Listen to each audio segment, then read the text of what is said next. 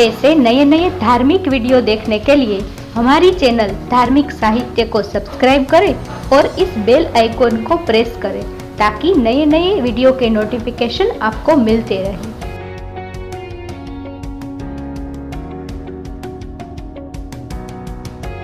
आज के इस वीडियो में हम नवदुर्गा के 9 स्वरूप की कहानी सुनने वाले हैं।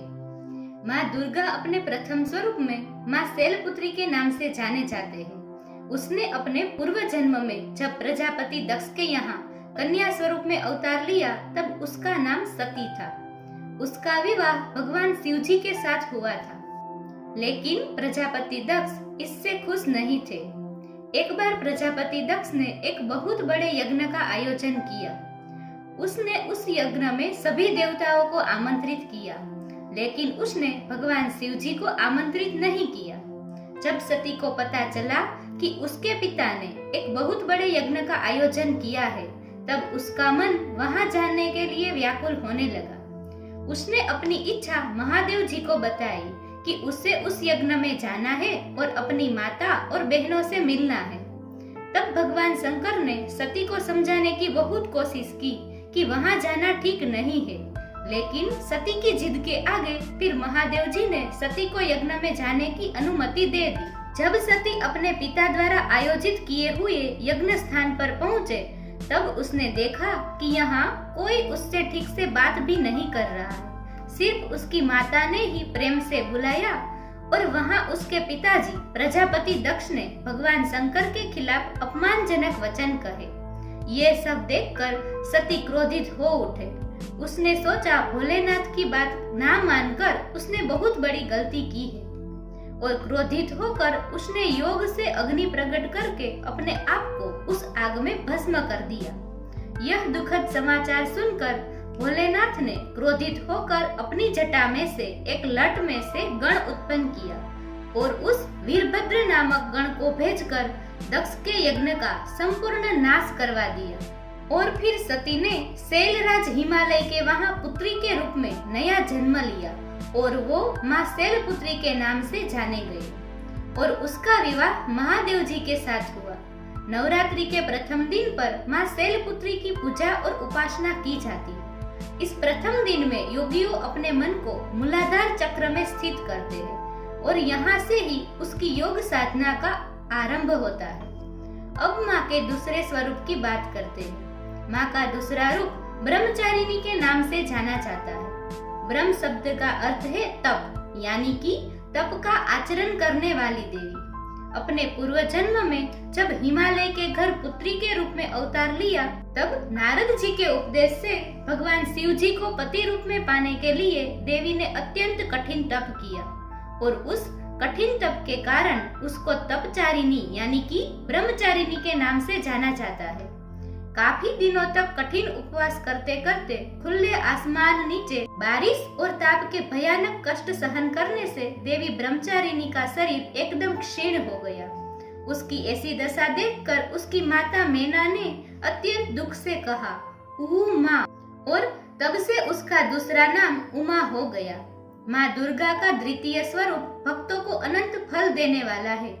माँ ब्रह्मचारिणी देवी की कृपा से सर्वत्र सिद्धि और विजय प्राप्त होते हैं। नवरात्रि के दूसरे दिन माँ ब्रह्मचारिणी की उपासना की जाती है। तब साधक का मन स्वाधिष्ठान चक्र में स्थित होता है। उस चक्र में अवस्थित मन वाले योगी माँ की भक्ति और कृपा प्राप्त करते हैं। माँ दुर्गा की त्रीजी शक्ति का नाम चंद्र घंटा है। नवरात्रि के तीसरे दिन माँ चंद्र घंटा की उपासना की जाती है। माँ का ये स्वरूप परम शांतिदायक और कल्याणकारी है। उसके मस्तक पे घंट आकार का अर्धचंद्र है। उस कारण से उसे माँ चंद्र घंटा कहा जाता है। माँ के शरीर का रंग सुवर्ण जैसा चमकदार है और उसका वाहन शेर है। नवरात्रि के तीसरे दिन माँ चंद्र घंटा की उपासना की जाती है। तब साधक का मन मणिपुर चक्र में प्रविष्ट होता है। माँ चंद्र घंटा का ध्यान करने से परम सुख की प्राप्ति होती है। माँ दुर्गा के चौथे स्वरूप का नाम कुष्मांडा है। अपनी मंद हल्की हंसी से ब्रह्मांड को उत्पन्न करने के कारण उसे कुसमुंडा देवी के नाम से जाना जाता है। जब सृष्टि का अस्तित्व नहीं था, चारों ओर अंधकार था, तब देवी ने अपने हास्य से ब्रह्मांड की रचना की थी। उसका निवास सूर्यमंडल के भीतर लोक में है। नवरात्रि के चौथे दिन देवी के इस रूप की पूजा उपासना की जाती है। उस दिन साधक का मन अनाहत चक्र में अवस्थित होता है। माँ दुर्गा के 5वें स्वरूप को स्कंद माता के नाम से जाना जाता है। भगवान स्कंद को कुमार कार्तिकेय के नाम से भी जाना जाता है। आज भगवान स्कंद के माता होने के लिए देवी को स्कंद माता के नाम से जाना जाता है। नवरात्रि के 5वें दिन स्कंद माता की पूजा उपासना की जाती है। इस दिन साधक का मन विशुद्ध चक्र में स्थिर होता है। देवी के इस रूप में भगवान स्कंद जी बाल रूप में देवी के गोद में बैठे हुए पाए जाते हैं। माँ दुर्गा का छठा स्वरूप का नाम कात्यायनी है। उसके कात्यायनी नाम की कथा इस प्रकार है। कात्यायन नामक एक ऋषि थे।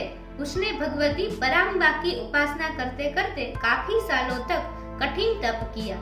उसकी इच्छा थी कि माँ भगवती उसके घर पुत्री के रूप में अवतार ले।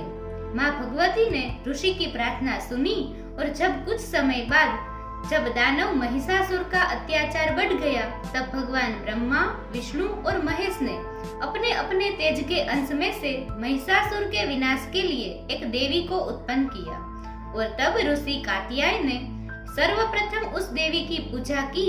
इस कारण वो कात्यायनी कहलाए।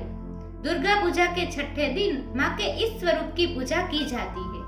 इस दिन साधक का मन आज्ञा चक्र में स्थित होता है। माँ दुर्गा का 7वां स्वरूप कालरात्रि के नाम से जाना जाता है। उसके देह का रंग काला है, बाल बिखरे हुए हैं, गले में विद्युत की तरह चमकती माला है और माँ को 3 नेत्र है। माँ कालरात्रि का वाहन गदर्भ है। माँ का स्वरूप अत्यंत भयानक है, लेकिन माँ का यह रूप हमेशा शुभ फल देनारा है। दुर्गा पूजा के 7वें दिन माँ कालरात्रि की पूजा और उपासना की जाती है। इस दिन साधक का मन सहस्त्रार चक्र में स्थिर रहता है। माँ कालरात्रि के नाम के स्मरण मात्र से ही असुरी शक्तियों का विनाश हो जाता है। माँ दुर्गा की 8वीं शक्ति का नाम महागौरी है। उसका वर्ण संपूर्ण गोरा है। जब पार्वती रूप में भगवान शिव को पति रूप में पाने के लिए कठिन तप किया, कठोर तप के कारण उसका शरीर क्षीण और काला हो गया। तब देवी के तप से प्रसन्न होकर भगवान शिव जी ने उसके शरीर पर गंगा जी का पवित्र जल मर्दन किया। तब देवी का शरीर अत्यंत क्रांतिमान गौर हो गया और तब से उसका नाम महागौरी हो गया। दुर्गा पूजा के 8वें दिन माँ महागौरी की पूजा और उपासना की जाती है। माँ दुर्गा की 9वीं शक्ति का नाम सिद्धदात्री देवी है। माँ का यह रूप सर्व सिद्धि देनारा है। देवी पुराण के मुताबिक भगवान शिव ने यह रूप के कारण ही सारी सिद्धियां प्राप्त की थी। उसकी अनुकंपा से ही भगवान शिव का आधा शरीर देवी का बन गया और यही कारण वह धरती लोक में अर्धनारीश्वर के नाम से जाने गए। नवरात्रि के 9वें दिन सिद्धदात्री देवी की पूजा और उपासना करने से भक्तों की सारी मनोकामना पूर्ण होती है। माँ की कृपा हमेशा अपने भक्तों पर रहती है। बोलिए नवदुर्गे मात की जय।